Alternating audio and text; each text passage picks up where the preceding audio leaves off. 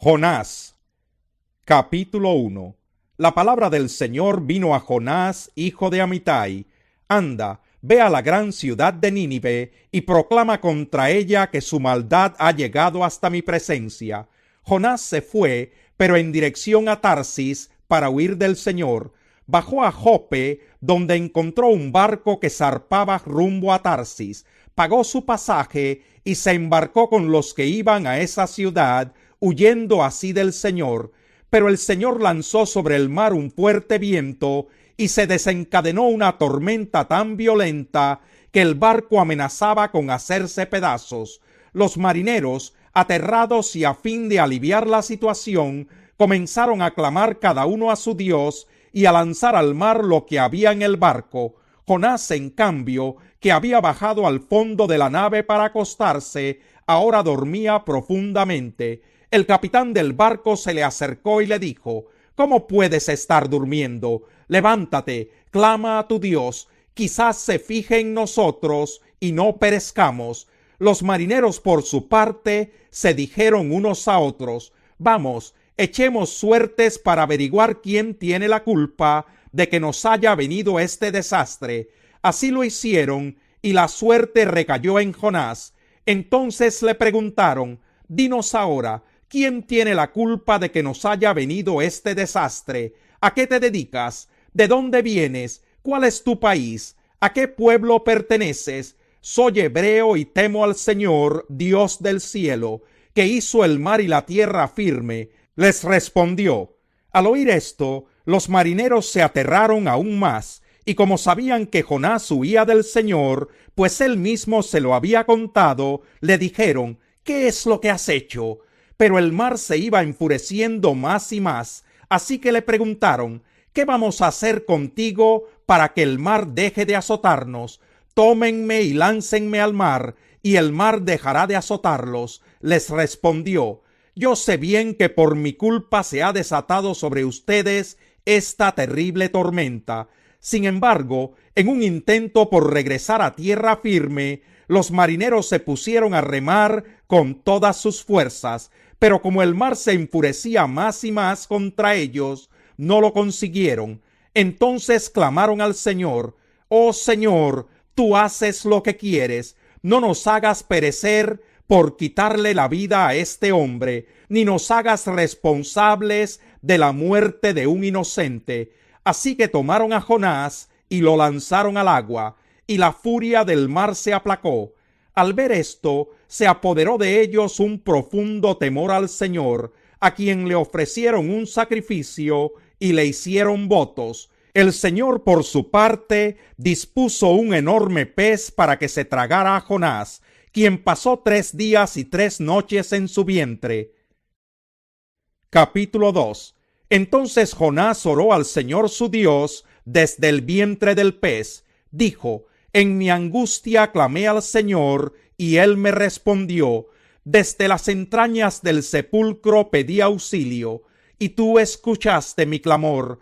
A lo profundo me arrojaste, al corazón mismo de los mares. Las corrientes me envolvían, todas tus ondas y tus olas pasaban sobre mí. Y pensé: he sido expulsado de tu presencia.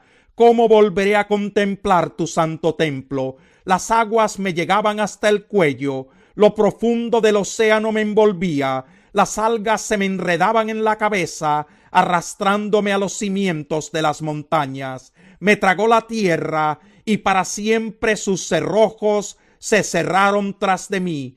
Pero tú, Señor Dios mío, me rescataste de la fosa. Al sentir que se me iba la vida, me acordé del Señor, y mi oración llegó hasta ti, hasta tu santo templo. Los que siguen a ídolos vanos abandonan el amor de Dios. Yo, en cambio, te ofreceré sacrificios y cánticos de gratitud. Cumpliré las promesas que te hice. La salvación viene del Señor. Entonces el Señor dio una orden, y el pez vomitó a Jonás en tierra firme. Capítulo 3. La palabra del Señor vino por segunda vez a Jonás. Anda, ve a la gran ciudad de Nínive y proclámale el mensaje que te voy a dar. Jonás se fue hacia Nínive, conforme al mandato del Señor. Ahora bien, Nínive era una ciudad grande y de mucha importancia.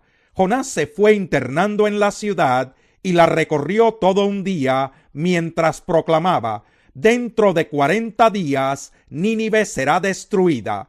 Y los ninivitas le creyeron a Dios, proclamaron ayuno y desde el mayor hasta el menor se vistieron de luto en señal de arrepentimiento. Cuando el rey de Nínive se enteró del mensaje, se levantó de su trono, se quitó su manto real, hizo duelo y se cubrió de ceniza.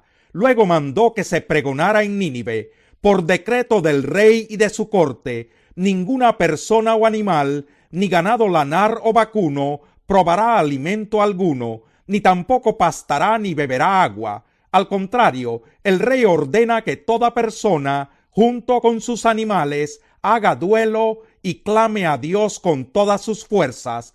Ordena asimismo que cada uno se convierta de su mal camino y de sus hechos violentos. ¿Quién sabe? Tal vez Dios cambie de parecer y aplaque el ardor de su ira y no perezcamos.